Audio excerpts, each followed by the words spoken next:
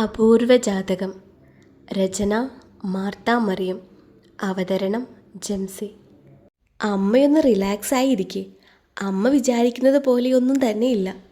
Rear മിററിലൂടെ പിറകേക്ക് നോക്കിക്കൊണ്ട് അവൻ പറഞ്ഞു, ഓ ഞാനൊന്നും മിണ്ടുന്നില്ലേ? ചുണ്ടുകൂട്ടിക്കൊണ്ട് പാർവതി പുറത്തേക്ക് നോക്കിയിരുന്നു. മാധവ് മേലെടുത്ത് നിന്നും ഇറങ്ങിയെന്ന് മെസ്സേജ് കിട്ടിയപ്പോൾ മുതൽ തീർത്ത ആകെ ടെൻഷനിലായിരുന്നു. എത്രയൊക്കെ ധൈര്യം മനസ്സിൽ സംഭരിച്ചിട്ടുണ്ടെന്ന് പറഞ്ഞാലും പാർവതിയുടെ ചില വാക്കുകൾക്ക് മുന്നിൽ താൻ പതറിപ്പോകും. അതവൾക്ക് നന്നായിട്ടറിയാമായിരുന്നു.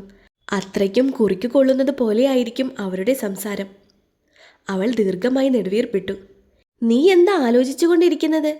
അവർ വരുമ്പോൾ എന്തെങ്കിലും കൊടുക്കണ്ടേ? അമൃത അടുക്കളയിലേക്ക് കയറി വന്നു. ഞാൻ നാരങ്ങ കലക്കി ഫ്രിഡ്ജിൽ വെച്ചിട്ടുണ്ട്. കഴുത്തിൽ കിടക്കുന്ന നൂല് പോലത്തെ മാലയിൽ പിടിച്ചുകൊണ്ട് അവൾ പറഞ്ഞു. ആ ബെസ്റ്റ്. നാരങ്ങാ വെള്ളം മാത്രമോ? കഴിക്കാൻ എന്തേലും ഉണ്ടോ? തീർത്ത സാധാരണയായി ബേക്കറി ഐറ്റംസ് ഇട്ട് വെക്കുന്ന ടിൻ തുറന്നു നോക്കിക്കൊണ്ട് അവൾ ചോദിച്ചു. ഇല്ലടി, അവരതിനൊന്നും കഴിക്കുമെന്ന് തോന്നുന്നില്ല, തീർത്ത പറഞ്ഞു. കഴിക്കുന്നതും കഴിക്കാത്തതും ഒക്കെ അവരുടെ ഇഷ്ടമാണ്. പക്ഷേ നമ്മളൊന്നും കരുതി വെക്കാതിരുന്നാൽ മോശമാണ്. ഇനി എങ്ങാനും അവരെന്തെങ്കിലും ചോദിച്ചാലോ? ഇനി മനഃപൂർവ്വം ഒന്നും വാങ്ങി വെക്കാത്തതാകുമെന്ന് കരുതില്ലേ? അതുകൊണ്ട് എന്താ വേണ്ടെന്ന് പറ, ഞാൻ പോയി വാങ്ങിയിട്ട് വരാം, അമൃത പറഞ്ഞു. എൻ്റെ ഒന്നുമില്ലടി, സാലറി കിട്ടാൻ ഇനിയും ദിവസമുണ്ടല്ലോ, തീർത്ത വല്ലായ്മ പറഞ്ഞു. നിന്നോട് എന്താ വേണ്ടത് എന്നാണ് ഞാൻ ചോദിച്ചത്, അല്ലാതെ പൈസ ഞാൻ ചോദിച്ചില്ല. നീ വേഗം പറ, അവരിപ്പോൾ എത്തും, അമൃത തിരക്ക് കൂട്ടി.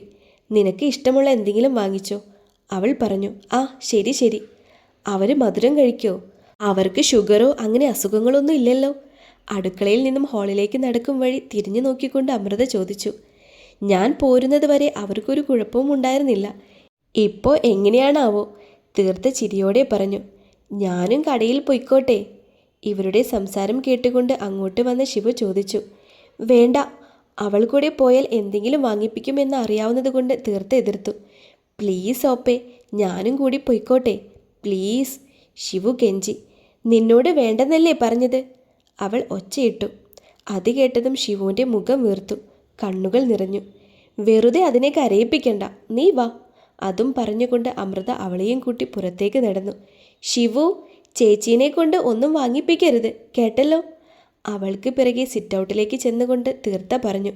ഇല്ല ഒപ്പേ, മുഖത്ത് ആവോളം നിഷ്കളങ്കത വരുത്തിക്കൊണ്ട് ശിവു പറഞ്ഞു.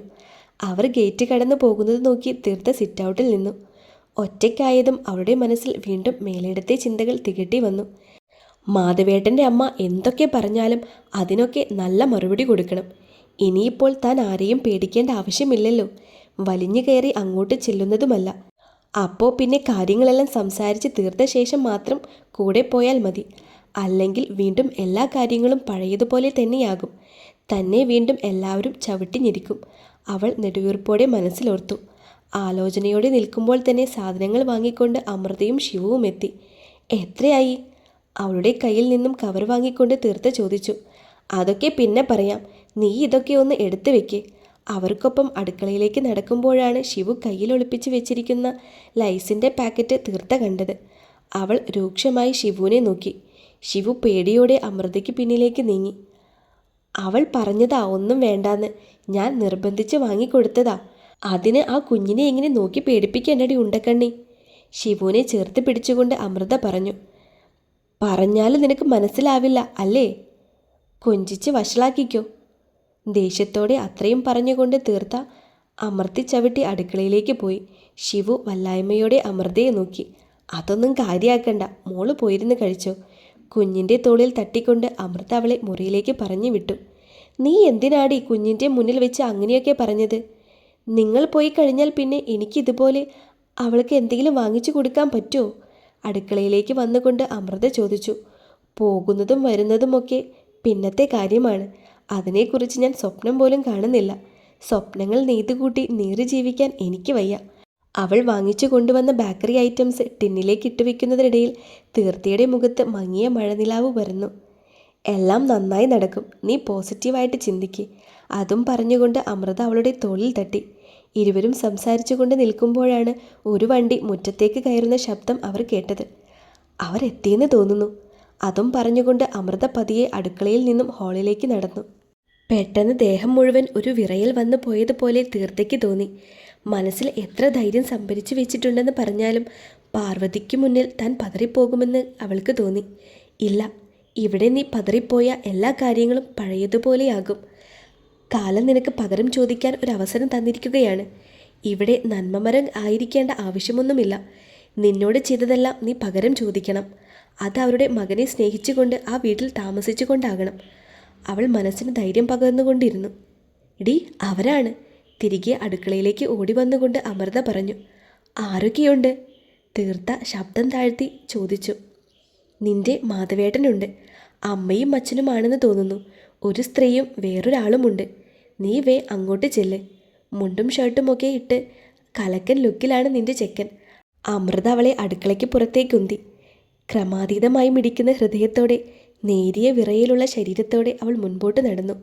ഓരോ ചൂടും മുന്നോട്ട് വയ്ക്കുമ്പോഴും ശരീരം തളർന്നു പോകുന്നത് പോലെ അവൾക്ക് തോന്നി. എങ്കിലും അവൾ മുന്നോട്ട് നടന്നു. അത്രയും നേരം മാധവ് മുറ്റത്ത് തന്നെ നിൽക്കുകയായിരുന്നു. പാർവതിയുടെ മുഖത്ത് വല്ലാത്തൊരക്ഷമയുണ്ടായിരുന്നു. തീർത്ഥമെല്ലെ സിറ്റൗട്ടിലേക്ക് നടന്നു.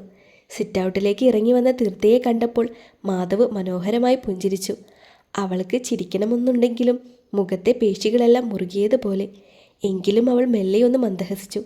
പിന്നീടാണ് അവൾ പാർവതിയെയും മഹിയെയും നോക്കിയത്. അവരെയും നോക്കിയൊന്ന് ചിരിച്ചെന്ന് വരുത്തി. മഹി തിരിച്ചും ചിരിച്ചെങ്കിലും പാർവതിയുടെ മുഖം വല്ലാതെ മുറുകിയിരുന്നു. അവരുടെ മുഖത്ത് പുച്ഛമാണോ ദേഷ്യമാണോ എന്ന് തിരിച്ചറിയാനാകാത്ത വിധം ഒരു ഭാവമായിരുന്നു നിലനിന്നിരുന്നത്. കയറി വരൂ. ഉള്ളിലെ പിടപ്പ് മുഖത്ത് പ്രകടമാകാതിരിക്കാൻ അവൾ പരമാവധി ശ്രമിച്ചു. ഇളം നീല കളർ ഷർട്ടും മുണ്ടുമായിരുന്നു മാധവിൻ്റെ വേഷം. ഇടംകാലൊരൽപ്പം പൊക്കി മുണ്ടിൻ്റെ ഒരറ്റത്തെ പിടിച്ചുകൊണ്ട് അവൻ സിറ്റൗട്ടിലേക്ക് കയറി. പിറകെ മഹിയും. അനിഷ്ടം മുഖത്ത് പരമാവധി പ്രകടിപ്പിച്ചുകൊണ്ട് പാർവതിയും കയറി. ഇരിക്കെ. ലിവിംഗ് റൂമിലെ ചെയറിലേക്ക് നോക്കിക്കൊണ്ട് അവൾ പറഞ്ഞു. മൂവരും ഇരുന്നു. ലിവിംഗ് റൂമിൽ ആളുകളുടെ ശബ്ദം കേട്ട് ശിവു പതിയെ റൂമിൽ നിന്നും എത്തി നോക്കി. അവൾ ആദ്യം കണ്ടത് പാർവതിയുടെ മുറുകിയ മുഖമാണ്. അതുകൊണ്ട് തന്നെ വേഗം തിരിഞ്ഞ് റൂമിലേക്ക് പോയി. എന്ത് പറയണം, എങ്ങനെ പറയണമെന്നറിയാതെ നിൽക്കുകയാണ് തീർത്ത. ഈ സമയമെല്ലാം അവളെ കണ്ണിമ പോലും ചിമ്മാതെ നോക്കിയിരിക്കുകയാണ് മാധവ്. ഇന്നത്തോടെ പ്രശ്നങ്ങളെല്ലാം തീർന്ന് അവൾ തൻ്റെ ജീവിതത്തിലേക്ക് മടങ്ങി വരുമെന്ന് ഒരു പ്രതീക്ഷ അവൻ്റെ ഉള്ളിൽ നിറഞ്ഞു നിന്നിരുന്നു. ഇടയ്ക്കൊന്ന് മിഴികൾ ഉയർത്തി മാധവനെ നോക്കിയപ്പോൾ അവൻ്റെ ആ നോട്ടത്തിന് മുന്നിൽ അവൾ നാണത്താൽ മിഴികൾ താഴ്ത്തി. അത് കണ്ട് മാധവന് ചിരി വന്നു. ഇരുവരുടെയും മുഖത്തെ ഭാവങ്ങൾ സസൂക്ഷ്മമായി വീക്ഷിച്ചുകൊണ്ടിരിക്കുന്ന പാർവതിക്ക് എന്തെന്നില്ലാത്ത ഈർഷ്യ തോന്നി. അവർ അമർഷത്തോടെ ഉള്ളിൽ എന്തോ പിറുപിറുത്തു. ഞാൻ കുടിക്കാൻ എന്തെങ്കിലും എടുക്കാം, അവൾ പറഞ്ഞു. ഇപ്പോൾ ഒന്നും വേണ്ട, മോളിരിക്കെ. നമുക്ക് വന്ന കാര്യം സംസാരിക്കാം, മഹി പറഞ്ഞു.